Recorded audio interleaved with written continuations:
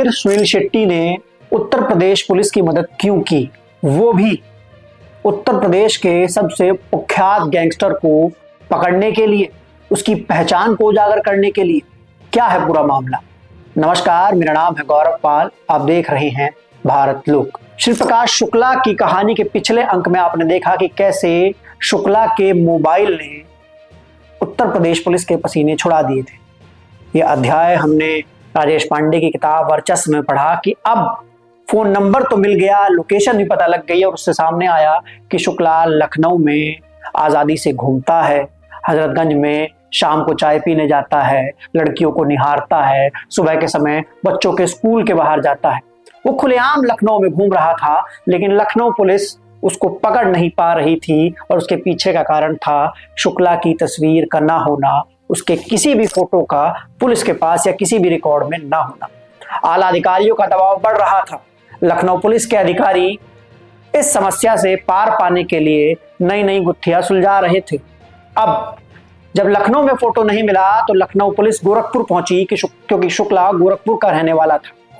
गोरखपुर में यह सोचकर जाया गया कि गोरखपुर से कहीं ना कहीं कोई ना कोई फोटो मिल जाएगा। वहां पर तमाम फोटोग्राफर से, लोगों से पूछताछ की गई, लेकिन कामयाबी नहीं मिली।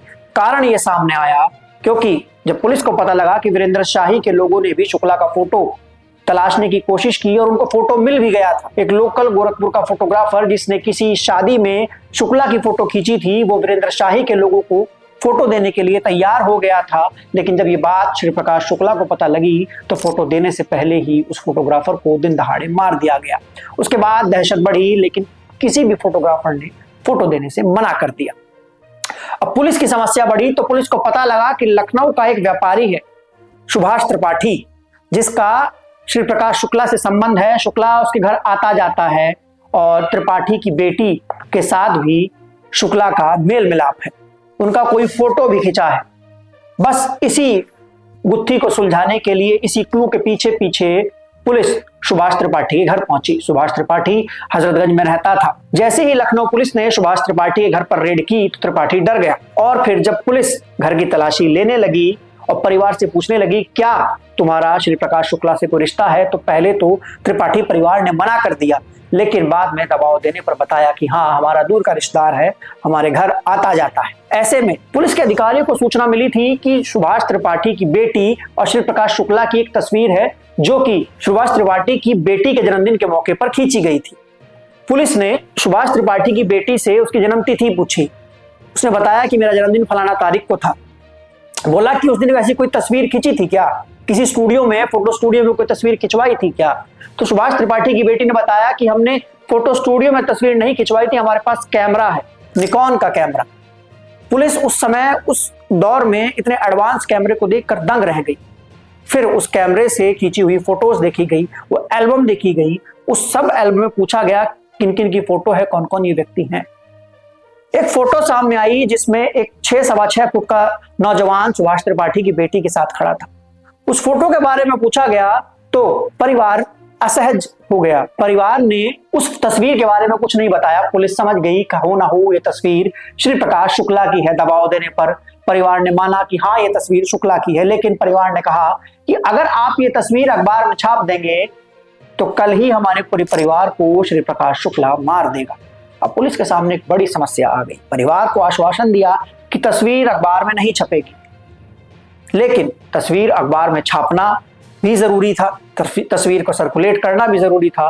तो लखनऊ पुलिस की इस समस्या को दूर किया सुनील शेट्टी ने। ये वो दौर था जिस समय हिंदी फिल्मों के जो सुपरस्टार थे उनके पोस्टर लोग घरों में लगाया करते थे, दुकानों पर सुपरस्टार्स के पोस्टर बिका करते थे। तो ऐसे में हजरतगंज में यूनिवर्सल बुक डिपो के सामने एक दुकान थी जहां पर बॉलीवुड सितारों की तस्वीरें बिका करती थी। तो पुलिस ने देखा कि सुनील शेट्टी का जो शरीर है, जो धड़ है, वो कहीं ना कहीं श्री प्रकाश शुक्ला जैसा दिखता है। तो राजेश पांडे की टीम के दिमाग में आइडिया आया कि एक ट्रिक की जाए, सर और चेहरा जो है वो शुक्ला का रखा जाए और धड़ किसी और का ले लिया जाए। तो पुलिस फिर वो पोस्टर लेकर पास ही के एक स्टूडियो में पहुंची। वहां पर एक फोटोग्राफर जो कि बंटी भैया, उनको बताया गया कुछ ऐसा कीजिए कि पता भी ना चले कि ये फोटो कहां से ली गई है और इस व्यक्ति की शिनाख्त भी हो जाए। अब फोटोग्राफर भी जानता था कि फोटो श्री प्रकाश शुक्ला का है क्योंकि पुलिस ने बताया। तो फोटोग्राफर ने शर्त रखी कि यह खबर बाहर नहीं आनी चाहिए कि यह फोटो मैंने बनाया है, मैं इस काम को कर तो दूंगा, अगर ये खबर बाहर आ गई तो शुक्ला मेरे पूरे परिवार को मार देगा। तो बंटी भैया जो कि फोटो स्टूडियो के मालिक थे, उन्होंने कुछ ऐसा किया, उन्होंने उस फोटो में चेहरा श्री प्रकाश शुक्ला का निकाला और उसको सुनील शेट्टी की तस्वीर के उस फोटो के ऊपर लगा दिया और उसके फिर कलर फोटोग्राफ लगा दी, जिसके बाद वो फोटो छपी और अखबारों में छप गई, चारों तरफ सनसनी फैल गई, श्री प्रकाश शुक्ला की शिनाख्त हो गई। अब हर पुलिस वाले की जेब में शुक्ला का फोटो था। पुलिस अब 2 कदम आगे बढ़ चुकी थी। दिलीप होटल हत्याकांड में पुलिस को मिली एक ये बड़ी कामयाबी थी, पुलिस अपनी पीठ थपथपा रही थी। ऐसे में श्री प्रकाश शुक्ला जो उन दिनों लखनऊ में नहीं था, गोरखपुर में था या कहीं बाहर था, बिहार में था, अमूमन वह बिहार में रहा करता था, तो उसने अपने परिचित को फोन किया लखनऊ में। उसका नाम था मृत्युंजय शुक्ला। मृत्युंजय शुक्ला से पूछा गया कि क्या मेरी कोई फोटो अखबार में छपी है? श्री प्रकाश शुक्ला ने ये पूछा। तो मृत्युंजय शुक्ला ने कहा हाँ। बोले कौन सी फोटो है? बोले इसमें आपने डेनिम की जैकेट पहनी है, डेनिम की जीन्स पहनी है। श्री प्रकाश शुक्ला का सर चकराया, तो उसने कहा कि मैं तो कभी ऐसे कपड़े पहना ही नहीं, तो ये फोटो कहां से आई? तुम सच भी बोल रहे हो? वो सारी तस्वीरें जो अखबारों में छपी है वो मुझको भेज दो। उसके बाद फिर श्री प्रकाश शुक्ला ने कहा कि मैं देखूंगा और उसके बाद बताऊंगा। मृत्युंजय शुक्ला ने कहा कि तुम्हारी फोटो और तमाम उत्तर प्रदेश के पुलिस वालों की जेब में है, लखनऊ और यूपी मत आना। तो उस समय श्री प्रकाश शुक्ला ने मृत्युंजय शुक्ला को कहा कि मैं भी लखनऊ आऊंगा, परसों ही आऊंगा और एक एक पुलिस वालों को चेक करूंगा, जिसकी जेब में फोटो मिलेगी उसको मार दूंगा।